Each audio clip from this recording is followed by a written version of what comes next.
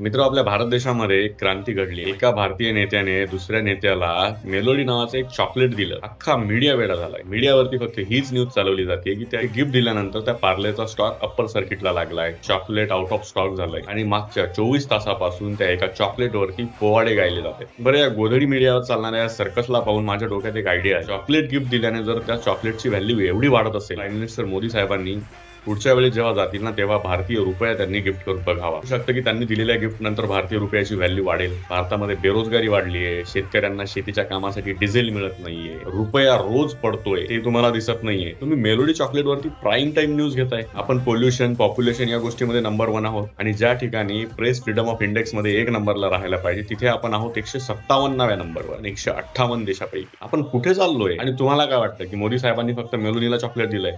राजकारणी कुठलाही असो, ते सगळ्या पब्लिकला चॉकलेट देतात. देशात महागाई, बेरोजगारी, शेतकऱ्यांचे प्रश्न, पेपर फुटी या सगळ्या गोष्टी सोडून तुम्ही चॉकलेटच्या मागे लागला म्हणजे काय, तर देश खड्ड्यात गेला तरी चालेल. हा तुमचा एक कलमी जो अजेंडा आहे ना, आज भारताला घेऊन एक दिवस डुबणार आहे. आणि माझं सगळ्या जनतेला आव्हान आहे, तुम्ही स्वतः उभे राहा आणि प्रश्न विचारा. नाहीतर जशी ती चॉकलेट आउट ऑफ स्टॉक झाली आहे ना, तुमचे प्रश्न सुद्धा हे लोक आउट ऑफ स्टॉक करतील.